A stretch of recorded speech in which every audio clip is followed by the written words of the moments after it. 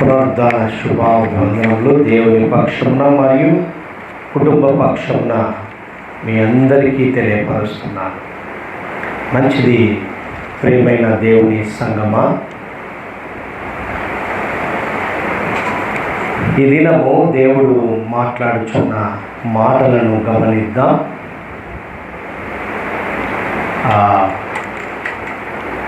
ముందుగా మీరు తెలియపరిచినటువంటి శుభాభివందనాలను బట్టి దేవునికి ప్రత్యేకమైన వందనాలు. ఈ దినము ఏం డే అండి? ఏమి రోజు? తండ్రుల దినోత్సవం. ఊహించలేదు ఈరోజు ఫాదర్స్ డే. మరి ఏ డే ఏముంటుందో నాకైతే తెలియదు, కానీ దేవుడు ఆ విధంగా బయలుపరుస్తున్నటువంటి సందర్భాలు అద్భుతం. మార్క్సు వార్త 9వ అధ్యాయము 20వ వచనం నుంచి 24 వచనాలు చదువుకుందాం. వారు ఆయన యొద్దకు వానిని తీసుకొని వచ్చిరి. దయ్యము ఆయనను చూడగానే వాని విలవిలలాడించను గనుక వాడు నేలపడి నురుగు కార్చుకొనుచు పొరలాడుచుండెను.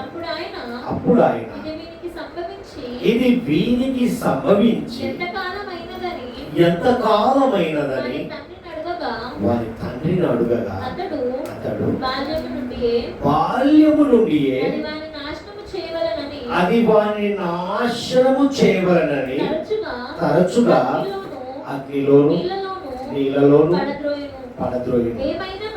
ఏమైనను నీ వలననైతే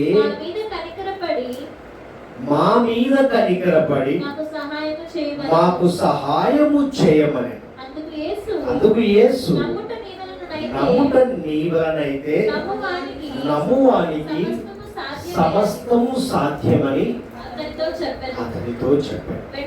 వెంటనే ఆ చిన్నవాని తండ్రి నమ్ముచున్నాను, నాకు అపనమ్మకం ఉండకుండా సహాయము చేయమని బిగ్గరగా చెప్పాను. హల్లెలూయా.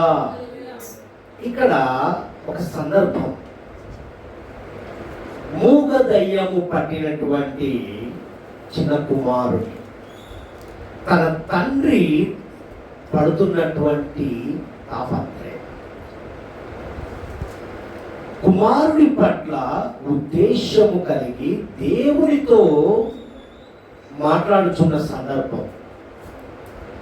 ఇది అంశము ప్రియమైన దేవుని బిడ్డలారా, చిన్నవాని తండ్రి నిరీక్షణ. ఆ చిన్నవాని తండ్రి యొక్క నిరీక్షణ, చిన్నవాని తండ్రి నిరీక్షణ మనకు బయలుపరచబోతున్నాడు దేవుడు. ఇక్కడ మాట్లాడుతున్న మాట ఏంటంటే, నమ్ము ప్రతి వానికి సమస్తమును సాధ్యమే. నువ్వు నమ్మితే ప్రతి కార్యము చేయగలవు. నమ్ము ప్రతి వానికి సమస్తము సాధ్యమే. చిన్నవాని తండ్రి యొక్క నిరీక్షణ, ఇక్కడ ఉన్న తండ్రులందరికీ పిల్లల పట్ల ఒక నిరీక్షణ కలిగి ఉంటుందా? అంటే తండ్రికే కాదండి, తల్లికి ఎక్కువ ఉంటుంది. మంచిదే. ఇక్కడ సందర్భము, తండ్రి వెళ్ళాడు. తండ్రి ఎవరి దగ్గరికి వెళ్ళాడు? పరమ తండ్రి దగ్గరికి వెళ్ళాడు. తన కుమారుని యొక్క ఆరోగ్య పరిస్థితి బాగులేదు కాబట్టి స్వస్థత కొరకు వెళ్ళాడు. అంతకు మించి దేనికైనా వెళ్ళాడా? వెళ్ళండి. అందుకే ఒక వాక్యం సెలవిస్తుంది. మత్తయి సువార్త 11వ అధ్యాయము 28వ వచనంలో మాట్లాడుచున్న మాట చూద్దాం. ప్రయాసపడి భారము మోసుకొనుచున్న సమస్త జనులారా నా యొద్దకు రండి, నేను మీకు విశ్రాంతి కలుగజేసేదను. సమస్త సమస్యల నుండి, వేదన నుండి, శోధల నుండి, వెంటాడుతూ ఉన్నటువంటి ప్రతి సమస్యను ఛేదించాలి అంటే, వాటి నుండి విడుదల కావాలి అంటే నా యొద్దకు రండి అంటున్నాను. అందుకే మాట్లాడుతున్న మాట, ప్రయాసపడి భారము మోయుచున్న, మోసుకొనుచున్న, చెప్పుకోలేని సమస్యలతో అది ఎలా బయటపడితే ఏమవుతుందన్న సంశయంలో ఉన్న ప్రతి ఒక్కరూ నా యొద్దకు రండి అన్న దేవుడు ఒక్కడేనండి. సాధ్యపరిచే దేవుడు ఒక్కడే. నీకు అసాధ్యమని ఆయనకు సాధ్యం. అందుకే మాట్లాడుచున్న మాట, ప్రయాసపడి భారము మోసుకొనుచున్న సమస్త జనులారా. ఈరోజు నిన్ను, నన్ను, మనల్ని పిలుస్తున్నాడు. నా యొద్దకు రండి, నేను మీకు విశ్రాంతి కలుగజేసేదను. హల్లెలూయా. గమనించండి ఒక విషయము, ఈ ప్రపంచంలో ఉన్న ప్రతి ఒక్క మానవుడు, ప్రతి ఒక్క వ్యక్తి, దేవుని క్రమంలో సృష్టింపబడినటువంటి ప్రతి ఒక్కరు కూడా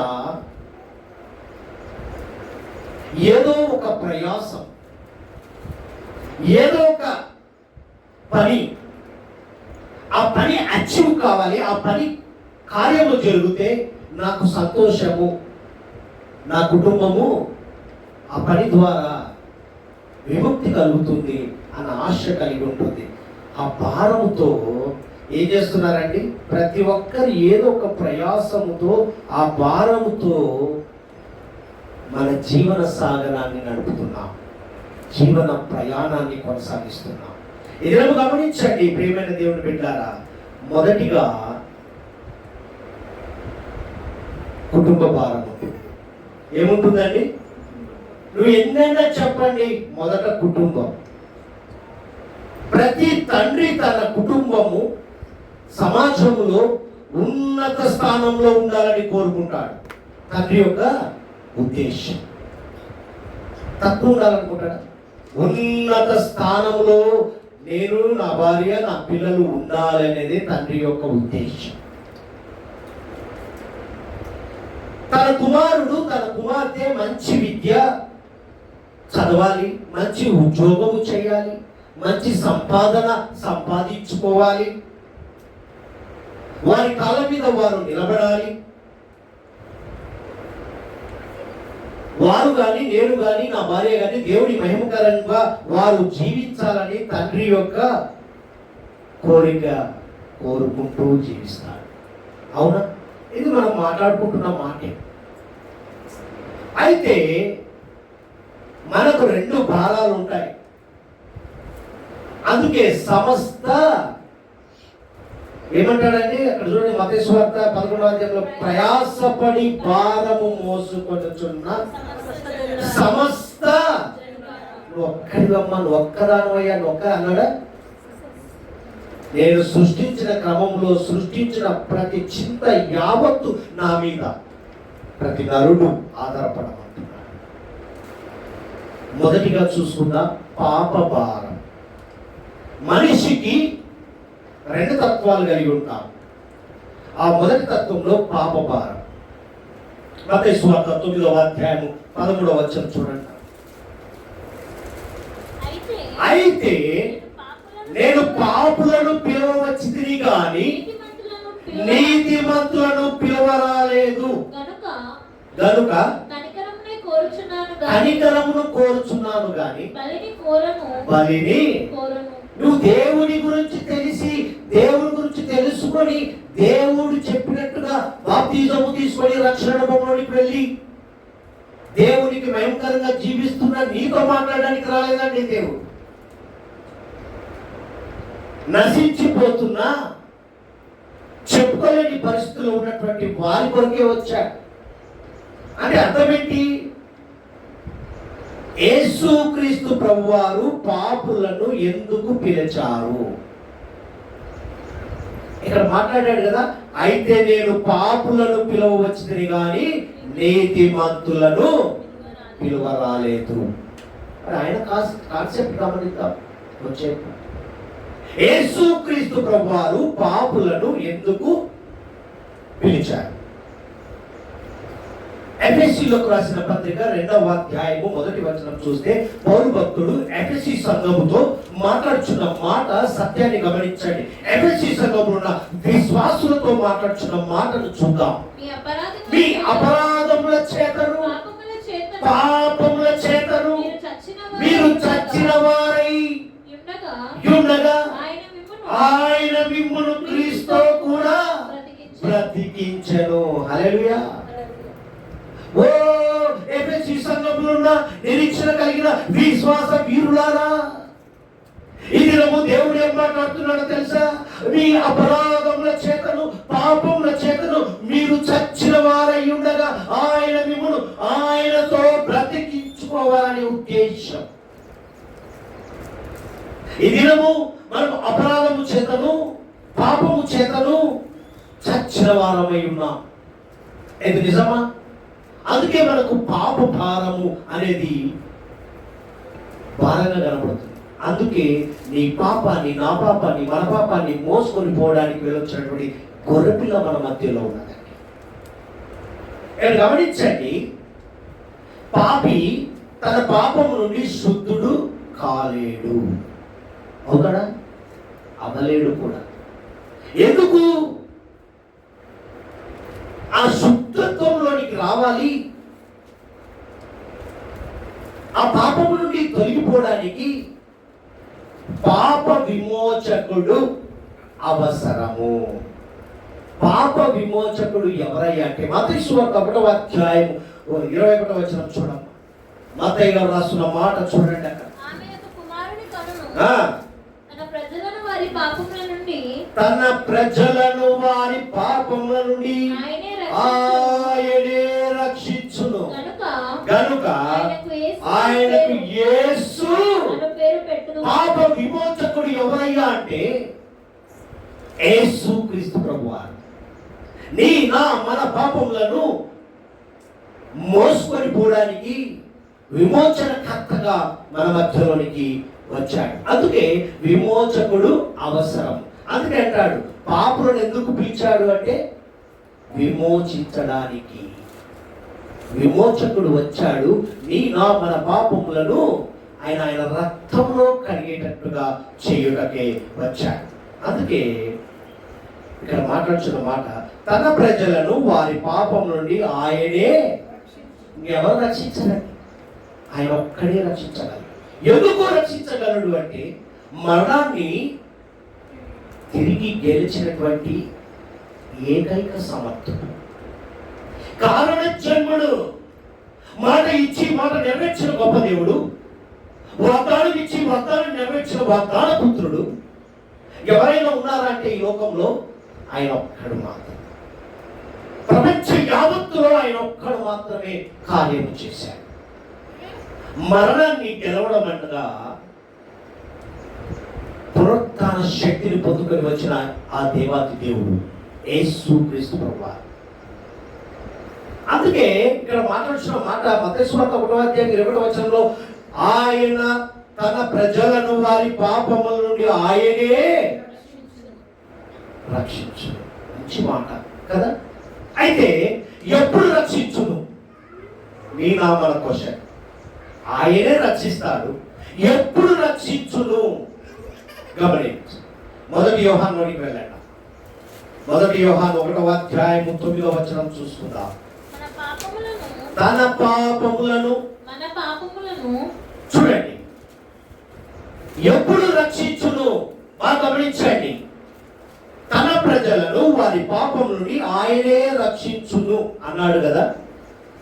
ఆయనకి యేసు అని పేరు పెట్టారు కదా. అన్నప్పుడు ఎప్పుడు రక్షించును గమనించండి. చదువు. మన పాపములను మనము ఒప్పుకొనిన ఎడల ఆయన నమ్మదగిన వాడును నీతిమంతుడును కనుక ఆయన మన పాపములను క్షమించి సమస్త దుర్నీతి నుండి మనల్ని పవిత్రులుగా ఎప్పుడు రక్షిస్తాడండి? నువ్వు ఒప్పుకున్నప్పుడే. నీ నోటితో నువ్వు ఒప్పుకున్నప్పుడు మాత్రమే క్షమించబడుతుంది. ఎప్పుడు రక్షిస్తాడు అంటే అది నీ చేతుల్లో ఉంది. ఇక్కడ ప్రజలను వారి పాపం నుండి ఆయనే రక్షించును. బాగా వినండి ఈ మాట. ఆయనే రక్షించును అన్నాడు. ఎప్పుడు రక్షిస్తాడు? నువ్వు పాపం నుండి విముక్తి కావడానికి, విమోచకునికి నువ్వు సత్యము తెలియపరిచినప్పుడు. అందుకే ఇక్కడ రాయబడిన మాట చూస్తే, ఆయన మన పాపములు క్షమించి సమస్త దుర్నీతి నుండి మనల్ని పవిత్రులుగా. హల్లెలూయా, దేవునికి మహిమ కలుగును గాక. మనము పాపము చేయలేదని, బాగా గమనించండి, ఏమని రాయబడింది? మనము పాపము చేయలేదని చెప్పుకొనిన ఎడల ఆయనను అబద్ధికునిగా చేయువారమగుదుము, మరియు ఆయన వాక్యము సింపుల్. నీ చేతుల్లోనే పెట్టాడు, నీ నోట్లోనే పెట్టాడు. ఎప్పుడు రక్షిస్తాను? నువ్వు నా మాట వింటే నీకు ఏది కొద ఉంటుంది. నమ్ముట నీవానైతే, చూడండి ఎలా ఉన్నాయో, దగ్గరికి ఉన్నాయి మాటలు. ఇక్కడ అదే మాట ఉంది. ఏమంటున్నాడంటే, మనము పాపము చెయ్యలేదని ఒప్పుకొనని ఎడలా. బాగా గమనించండి, ఆయనను అబద్ధికునిగా, మనం ఒప్పుకోకపోతే ఆయన అబద్ధికునిగా చేస్తాం. ఒప్పుకుంటే కార్యాలు జరుగుతాయి. విమోచకుడు నిన్ను విమోచించడానికి వచ్చి ఉన్నాడు. అందుకే అంటున్నాడు ఇక్కడ, చూడండి, పాపమనే భారము, బాగా గమనించండి, హృదయములో తలపైన బరువుగా మనకేమనిపిస్తుంటుందండి? బరువుగా, హృదయంలో భారము, ఆ పాపము ఉన్నంతసేపు బరువుగా అనిపిస్తుంది. అది ఎప్పుడైతే కలుగుతుందో, ఎప్పుడైతే నువ్వు సత్యం ఒప్పుకుంటావో, నీకు తేలికగా, ప్రశాంతంగా నా జీవితం ఏమైపోతుంది అనుకున్న నీకు, నాకు, మనకు కూడా తేలికపాటు జీవితంగా కనబడుతుంది.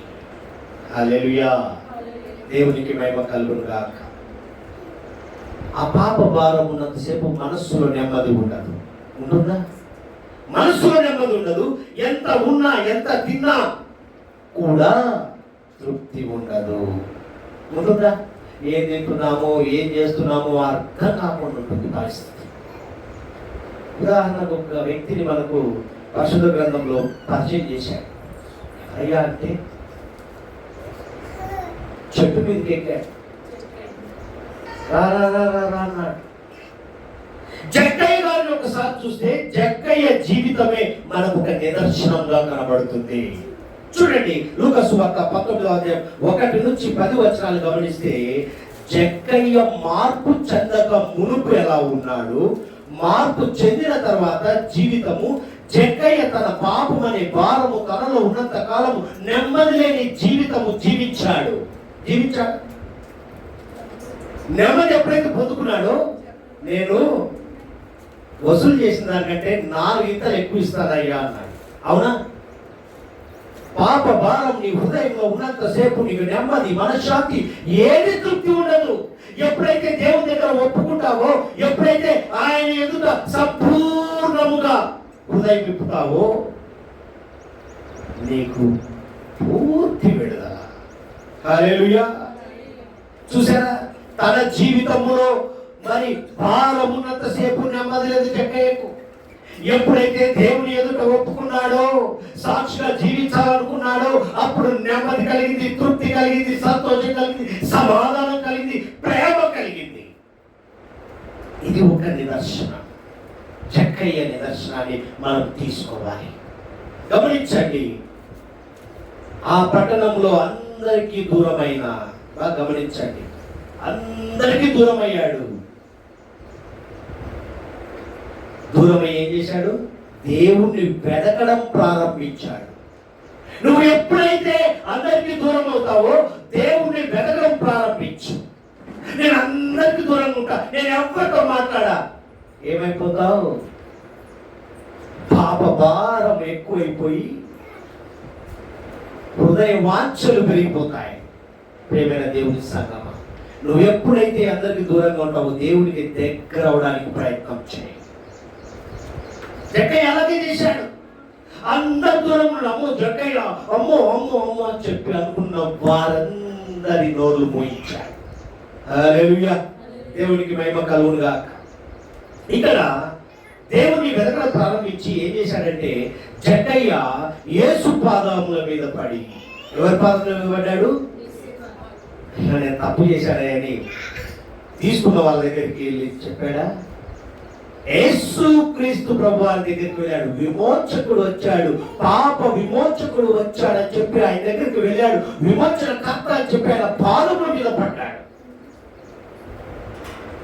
ఆయన పాదముల మీద పడ్డప్పుడు ఏమైపోయిందో తెలుసా? ఆటోమేటిక్ గా క్రీస్తును ఒప్పుకున్నాడు, దేవాది దేవుని ఒప్పుకున్నాడు, ఆయనతో మమేకంగా కలిసి జీవించాలని కోరుకున్నాడు. అప్పటి వరకు క్రీస్తు ఎవరో నేనెవరో అనుకున్నాడు, లోకమే సంతోషము సమాధానం అనుకున్నాడు. ఎప్పుడైతే ఆయన వెంబడించడం వెతకడం ప్రారంభించాడో నాకే ఆయన సర్వం అనుకున్నాడు. ప్రేమైన దేవుని సంగమా, అప్పుడు కలిగిందండి నెమ్మదిగా, సమాధానముగా, అందరిలో ఒకడిగా ఉన్నటువంటి జక్కయ్యను మనం చూడగలం. హల్లెలూయా. అప్పుడు అందరూ ఆదరించారు, సమాధానం కలిగించారు. జక్కయ్య అంటే ఒక ట్రేడ్ మార్క్ గా, జక్కయ్య అంటే ఒక మాదిరి.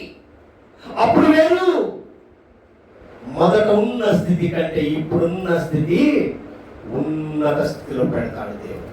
హల్లెలూయా, దేవునికి మహిమ కలుగునుగా. మొదటిది పాప భారం, రెండవది మనిషికి ఏముంటుందండి? అప్పుల భారం. అవునా? ఏమన్నా చెప్పండి, నాకు అప్పే లేదన్న వాళ్ళు నమ్ముతామా? అప్పు ఉండొచ్చు, తీర్చుకోవచ్చు. చూడండి, అప్పు ఎందుకు చేయవలసి వస్తుంది? అప్పుల భారం ఎందుకు చేయవలసి వస్తుంది? సరైన ఉద్యోగం లేకపోవడం, అవునా? మనకున్నటువంటి పరిస్థితులు, వెనుక ఆస్తులు లేకపోవడం. అలాగేందండి, తాతల నాటి మనం చెప్తాం, మామగారు ఇచ్చారు, అత్తగారు ఇచ్చారు, అమ్మ నుంచి తెచ్చుకుని, పుట్టిల నుంచి తెచ్చుకుని, రకరకాలుగా చెప్తాం. ఇక్కడ గమనించండి, మధ్యతరగతి కుటుంబము భయంకరమైన పేదరికం, రొమ్మడి బ్రతుకులు అంటాం, అవునా? పేదరికము నిర్మూలన కొరకు ఎంతో మంది మహనీయులు గమనించినట్లయితే పోరాటాలు చేశారు, కానీ పేదరికం మాత్రం అలాగే ఉండిపోయింది. ఉందా? ఇప్పుడు ఎక్కడ చూసినా పేదరికం కనపడుతుందా? ఇక్కడ చూస్తే ఒక సత్యము, భాగ్యవంతులు, బాగా గమనించండి, భాగ్యవంతులు ఉన్న దేశంలో పేదరికం మాత్రం అలాగే ఉండిపోయిందా? ఉన్నోడు ఉన్నోళ్ళలాగానే ఉన్నాడు, లేనోడు లేనోళ్ళలాగానే ఉన్నాడు. ఎందుకు? ఇది చాలా బాధాకరంగా కనపడుతుంది మనకు. కుటుంబాన్ని పోషించుకోలేక, చూడండి, పిల్లలను చదివించుకోలేక ఇప్పుడు మనకు ఎదురవుతున్న సందర్భాలు. చాలా మంది తండ్రులను గమనిస్తాం, ఎవరికైనా ఇంట్లో అనారోగ్య పరిస్థితి వచ్చినప్పుడు కుటుంబ పోషణ కొరకు చేసిన అప్పులు కుప్పలుగా ఉండి వాటి నుంచి బయటికి రాలేక అప్పుల వారు వచ్చి ఇంటి చుట్టూ తిరుగుతుంటే అదొక బాధ. పేదవానికి అప్పు భారమని యేసు క్రీస్తు ప్రభువారు అంటున్నారు. ఇది నిజమా? అంటున్నాడా? చూడండి, అక్కడ ఏమని రాయబడిందో, బీదలైన వారు మీరు ధన్యులు, దేవుని రాజ్యం మీది అని చెప్పి వారిని ఆదరించువాడు మన దేవుడు. చెప్పాడా? బీదలైన వారు ధన్యులు, దేవుని రాజ్యము మీది అన్నాడు. అపేశ్వార్తలు అంటాడు. గమనించండి, ఈరోజు బీదలైన వారు మీరందరూ ధన్యులు అంటున్నారు. నిజమే, పేదరికములో ఉన్న మనమందరము ధన్యులమే. ఎందుకు తెలుసా? భాగ్యవంతునికి మనకు తేడా ఏంటి అంటే, పేదవానికి కడుపు నిండా తినగలడు, ఎక్కడికైనా పోగలడు, రాగలడు, కడుపు నిండా నిద్రపోగలడు, ఉన్న దాంట్లో నేను నా ఇంటి వారునని జీవించే క్రమం. అదే భాగ్యవంతుడికి నాదంతా ఏమైందో, ఎవడొస్తాడో, ఎవడు కొట్టుకుపోతాడో, నా సరైన తిండి తినలేడు. దేని మీద ఆధారపడి ఉంటాడండి? దినము ఒక 20-30 మాత్రలు వేసుకోవాలి. ఈరోజు నీవు నేను మనము ధన్యులమా? ఎందుకు? బీదైన వారు మీరు ధన్యులు అన్నాడు. మనమన్నాడు దేవుని రాజ్యము మీదే అంటున్నాడు. ఎదిరము గమనించండి ప్రియమైన దేవుని బిడ్డారా, ఇదంతా ఎందుకు చెప్పుకుంటూ వస్తున్నాడంటే, పాపభారము, అప్పుల భారము, ఇవన్నీ చెప్పుకుంటూ ఆ చిన్నవాని తండ్రి భారం ఏమిటి అంటే, ఈ మార్కు సువార్తలో వ్రాయబడిన మాటలే. 9వ అధ్యాయంలోనికి వెళ్దాం. మరలా 9వ అధ్యాయంలోనికి వెళ్దాం. 16 చదువు. అప్పుడు ఆయన మీరు దేనిని గూర్చి వారితో తర్కించుచున్నారని వారిని అడగగా, దేవునికి మహిమ కలుగును గాక. ఈరోజు ఫాలో చేస్తున్న మనమే, దేవునితో మమేకం ఉంటున్న మనమే కొన్నిసార్లు ఏం చేస్తున్నాము? అపనమ్మకము మీద ఆధారపడి ఉంటున్నాం. అందుకే అంటున్నాడు, నమ్ముట నీ వలనైతే చదువు. అందుకైన విశ్వాసము లేని తరము వారలారా, నేను ఎంతకాలం మీతో నుండును అంటున్నాడు. ఈరోజు మనల్ని కూడా హెచ్చరిస్తున్నాడు. విశ్వాసం లేని తరములారా, ఇన్ని సూచక్రియలు, ఇన్ని అద్భుత క్రియలు నీ జీవితాల్లో సాక్ష్యాలు పెడుతున్నానే, మరలా మీరెందుకు నిరీక్షణ లేని జీవితం జీవిస్తున్నారు? ఎంతవరకు మిమ్మల్ని సహించాలి? వారిని నా యొద్దకు తీసుకొని రండి. వారితో చెప్పగా వారు ఆయన యొద్దకు తీసుకొని వచ్చి దయ్యము ఆయనను చూడగానే ఒక సందర్భం అంటారు, అయ్యా అయ్యా అయ్యా నువ్వు మా దగ్గరికి ఎందుకు వచ్చావయ్యా? నువ్వెవరో మాకు తెలుసు. దయ్యాలు కూడా గుర్తు పెడతాయండి, అపవాది కూడా దేవుణ్ణి గుర్తిస్తుంది, కానీ నువ్వు గుర్తించలేని స్థితిలో ఉన్నావు. నీకంటే ముందుగా అపవాది తెలుసు దేవుడు అక్కడికి వస్తున్నాడు, యేసుక్రీస్తు ప్రభువుని ఎంటర్ అయ్యారని. మరి నువ్వెందుకు గుర్తించలేకపోతున్నావు? అప్పుడు అంటారు, అయ్యా నీకేం పని అయ్యా, మమ్మల్ని వదిలేయ్యా, మా పని ఏదో మేము చేసుకున్నాం ప్రతిపాడతారు. ఏ పో అంటారు. ప్రియమైన దేవుడు పిల్లారా, చలో. వాడు నేలపడి గురుకాచుకొనుచు పొర్లాడుచుండెను. అప్పుడు ఆయన ఇది వీరికి సంభవించి ఎంత కాలమైనదని హల్లెలూయా. గమనించండి, ఆ చిన్నవాని తండ్రి భారం ఏమిటంటే, ఆ చిన్నవాని తండ్రి ఎలా తప్పించిపోతున్నాడో చూడండి. ఇక్కడ రిపేర్ చెప్పుకుంటున్నాడు. డాక్టర్ గారికి వెళ్ళినప్పుడు మనం ఇలా అయింది, భర్త ఎలా ఉంది, తల్లిదండ్రులకుందా, వాళ్ళకుందా, వీళ్ళకుందా అని క్వశ్చన్లు వేస్తాడు కదా. అలాగే తాను చేయవలసిన ప్రయత్నములన్నీ చేశాడు, తాను తిరగని చోటంటూ లేదు కుమారుడు కూడా. ఈరోజు మనకు కూడా అలాంటి పరిస్థితి లేదు. తాను తిరగని చోటంటూ లేదు. తనకు తెలిసిన ప్రతి మనుషుల యొద్దకు వెళ్ళి సహాయం కోరాడు. ఏదైనా సలహా ఇస్తారే? అవునా? ఆ డాక్టర్ బాగుంటాడా, ఈ డాక్టర్ బాగుంటాడా, ఎలా ఉంటుంది అని మనం అడుగుతాం కదా. అలానే కానీ బాగా గమనించండి, ఆ చిన్నవానికి స్వస్థత జరగలేదు, మేలు జరగలేదు. తండ్రి యొక్క కన్నీరు తుడుచువారు, ఆదరించువారు లేరు. ఉన్నారా? ఆయన కన్నీరు తుడిచి ఆదరించేవారు ఎవరు కనపడలేదు. అందుకే ఎవరి దగ్గరికి వచ్చాడండి? లోకం దగ్గరికి వెళ్ళాడా? తెలిసిన వారి దగ్గరికి వెళ్ళాడా? తండ్రి వద్ద దగ్గరికి వచ్చాడు. ఆదరించువారు ఉన్న ఆదరణ పొందలేని పరిస్థితి. అవునా? ఎందుకు తన కుమారుడి ఆరోగ్యం కుదరపడలేదు? తనకి ఏది మనస్సు పట్టడం లేదు. తన మనసంతయు బాధగా ఉంది, నెమ్మదియు సమాధానము లేదు తండ్రికి. ఎందుకు? కుమారుడి పరిస్థితి. మరి ఎక్కడ పడితే ఎక్కడ పడిపోతున్నాడు, నురుగక్కుంటున్నాడు. అది మూగ దయ్యం. ఈరోజు మన పరిస్థితి ఎలా ఉందంటున్నాడేమో చూడండి. మనం కూడా ఇలాంటి పరిస్థితిలో కూడా వెళుచున్నప్పుడు మన ప్రతిస్పందన ఎలా ఉంటుంది?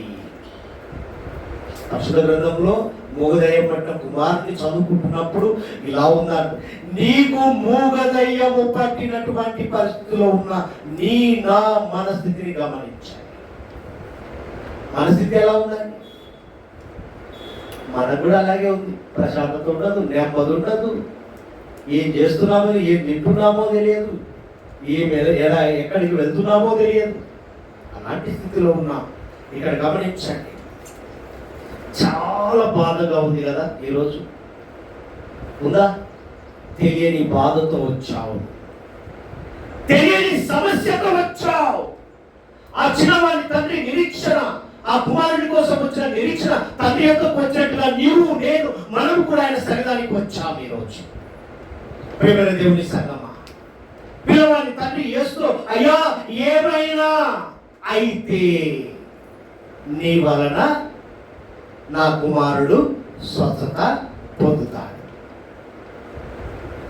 ఏమైనా అయితే, అయ్యా ఏమైనా అయితే చేస్తావా? ఎంత రిక్వెస్ట్ అండి, ఆ మాటలో చాలండి. నువ్వు చేస్తావంటగా చెయ్యి అంటే ఏమంట? ఒప్పుకుంటావా? ఇక్కడ కూడా యేసుక్రీస్తు ప్రభువుని అడుగుతున్నాడు, నీ వలననే నా కుమారుడు స్వస్థత పొందును నేను గమనించాను. నమ్ముట. అప్పుడు అంటాడు యేసుక్రీస్తు ప్రభువు, వచ్చావు కదా, నమ్ముట నీ వలనైతే నమ్మువానికి సమధ్యము సాధ్యమని చెప్పి ఆ చిన్నవాడి తండ్రి యేసునందు విశ్వాసం ఉంచాడు. నువ్వు విశ్వాసం ఉందా అడిగాడా? డాక్టర్ దగ్గరికి వెళ్తున్నాం, ఈ మందులు వాడుతున్నా రాస్తాడు, గబగబా 10-15 రాస్తాడు. ఇవన్నీ వాడితే తగ్గుతుందా అని అడుగుతావు ఎప్పుడన్నా? ఇంకా మంచిగా రాయి సార్, ఎప్పుడు వేసుకోవాలా అంటావు. కానీ ఈయన ఎందుకు రాస్తావయ్యా, అవన్నీ వేసుకుంటే తగ్గుతాయా, 1-2 రాయి అంటావా? అంటే మళ్ళా ఇంకోసారి వెళ్ళవు. మన అలవాటు. కానీ యేసుక్రీస్తు వారు ఏం చెప్పాడు ఆ చిన్నవాడి తండ్రికి? నమ్ముట నీ వలనైతే సమస్య. నువ్వు విశ్వసించుతున్నావు. ముందు నీకు నమ్మకం కావాలి. నీ కుమారుని పక్కకు పెట్టు, నీలో నమ్మకం కావాలి. నీ నమ్మకమే వారి స్వస్థత అన్నాడు. ఏప్రిల్ రాసిన పత్రిక 11వ అధ్యాయం 6వ వచనం చూడండి. ఏప్రిల్ సంఘంతో పౌలు భక్తుడు మాట్లాడిన మాటలు చూద్దాం. కాబట్టి ప్రభునందు 11వ అధ్యాయం 6వ వచనం, విశ్వాసము లేకుండా దేవునికి ఇష్టడై ఉండుట సాధ్యము. దేవుని యొద్దకు వచ్చువాడు ఆయన ఉన్నాడనియు తను వెతుకు వారికి ఫలము దయచేవాడు అని. అది తండ్రికి ఉన్న లక్షణాలు ఏముండాలి? నీ కుటుంబం కొరకు నువ్వు అర్చిస్తున్నప్పుడు, దేవుని యొద్దకు వచ్చినప్పుడు, ఆయన సన్నిధానంలోనికి వచ్చినప్పుడు నీకు ఉండవలసింది ఏంటంటే విశ్వాసము లేకుండా దేవునికి ఇష్టడై ఉండుట అసాధ్యము. దేవునికి ఇష్టడై ఉండుట అసాధ్యం. దేవుని యొద్దకు వచ్చువాడు ఆయన ఉన్నాడనియు తను వెతుకు వారికి ఫలము దయచేయువాడనియు. మరి ఫలం దయచేశాడు కదా చిన్నవాడి కుమారుడు, మూగదయ్యం పట్ల కుమారుని తీసుకొని వచ్చాయా నీ వలనే ఫలం పొందుకుంటా. ఆ విశ్వాసం కావాలి. ఆయన సన్నిధానంకి వస్తున్నామంటే ఆయన వలనే మనకు నెమ్మది కలుగుతుంది, సంతోషం కలుగుతుంది, సమాధానం కలుగుతుంది, ప్రశాంతత పొందుకుంటాం అన్న భావనతో వచ్చినప్పుడే నీవు పొందుకొని తిరిగి వెళ్తూ కాక. 11వ అధ్యాయం 1వ వచనం చూడమ్మా. విశ్వాసమన్నది నిరీక్షింపబడు వాటి యొక్క నిజ స్వరూపములు అదృశ్యమైనవి ఉన్నటకు రుజువై ఉన్నది. హల్లెలూయా. యేసుక్రీస్తు ప్రభువు ఆ చిన్నవానికి పట్టిన దయ్యములు, తనకు ఉన్నటువంటి రోగములు తీసివేసి స్వస్థపరిచి ఆ చిన్నవాడి తండ్రికి ఆ బాలుని అప్పగించాడా? నమ్మాడు. నీ వలనే స్వస్థత అవుతుంది అని వచ్చిన తండ్రికి అభయం ఇచ్చాడు, స్వస్థత చేశాడు, బాలుని ఇచ్చాడు. వాడు ఎక్కడ పడితే అక్కడ పడిపోయాడు. ఇప్పుడు ఎక్కడ పడితే అక్కడ నిలబడతాడు. హల్లెలూయా. నువ్వు నిలబడ్డ వారు పడిపోకుండా చూసుకోవాలి, పడిపోయిన వారిని నిలబెట్టే పనిలో ఉండాలి. హల్లెలూయా. దేవునికి మహిమ కలుగును గాక. ఆ చిన్నవాడి తండ్రి కన్నీరు తుడిచిన దేవుడు. హల్లెలూయా. కన్నీరు తుడిచాడా? ఎవరు తుడచలేదు లోకంలో. ఆదరించే వాళ్ళు ఉన్నారు, ఆదరణ పొందించి ఆదరణను మరి వ్యక్తపరిచిన వాళ్ళందరూ ఉన్నారు. సహాయం కోరాడు, ఎవరూ తుడచలేదండి కన్నీరు. ఆయన ఒక్కడే విశ్వాసం ఉంచి వెళ్ళాడు, నమ్మకంతో వెళ్ళాడు. అపనమ్మకంతో వెళ్ళాడా? నమ్మకంతో వెళ్ళాడు, కన్నీరు తుడిచాడు. ఆదరించిన దేవుడు మన దేవుడు ఎవరయ్యా? ఓదార్చే దేవుడు. ఓదార్చాడా? తండ్రి బాధను, తండ్రి కన్నీరును, తండ్రి వేదనను ఓదార్చాడు. నీ కన్నీరును తుడచగలడు ఈ దినం. హల్లెలూయా. నీ కన్నీరును తుడచగలడు. నువ్వు వచ్చావే, కన్నీటితో వచ్చావు, సంతోషమైన పంట కోసుకొని వెళుతుగా నిన్ను ఆదరించగలడు. ఈరోజు అనుకోవచ్చు, నన్ను ఆదరించేవారు ఎవరు లేరే అని మదన పడుతూ వచ్చావేమో సన్నిధానానికి. వేదనతో వచ్చావేమో, వ్యాకులంతో వచ్చావేమో. నిన్ను ఓదార్చగలడు, నిన్ను ఆదరించగలడు, నీ కన్నూరు తుడచగలడు, నిన్ను ఆదరించగలడు, ఓదార్చగలడు. ఆ చిన్నవాడి తండ్రినే కాదు, నిన్ను, నన్ను, మనల్ని ఓదార్చగలడు. అందుకే అంటాడు, పేతురు గారు రాస్తారు, 1 పేతురు 5వ అధ్యాయం 10వ వచనం చూడమ్మా. 1 పేతురు 5వ అధ్యాయం 10వ వచనంలో చక్కని మాట రాయబడింది.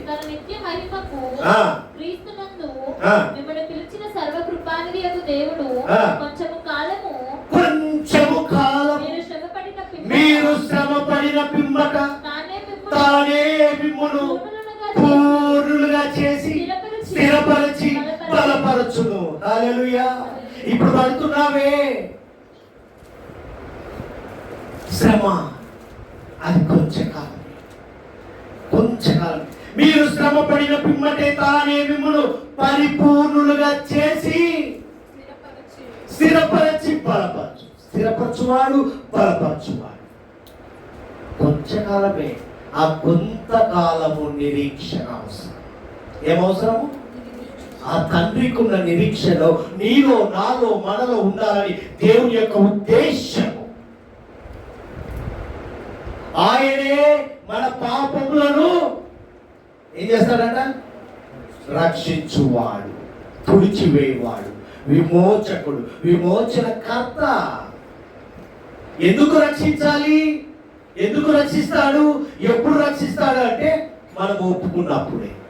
మనలో ఉన్న పాప భారం, హృదయ భారము, హృదయంలో ఉన్నటువంటి ఆ వేదన భారాన్ని ఎప్పుడైతే విప్పుతావో, తెరవబడిన హృదయంతో వస్తావో, అప్పుడే నిన్ను తేలికపాటు జీవితంలోనికి నడిపిస్తాడు మన దేవుడు.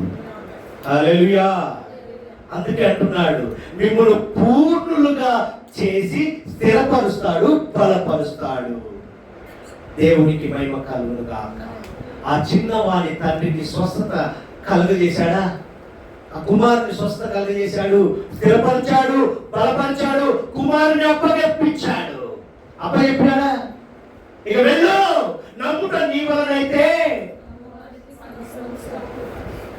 ఈరోజు మనము కూడా నమ్ముట మనమైతే సమస్తము సాధ్యపరిచే దేవుడు మనకు తోడుగా ఉండి ముందుకు నడిపించును గాక.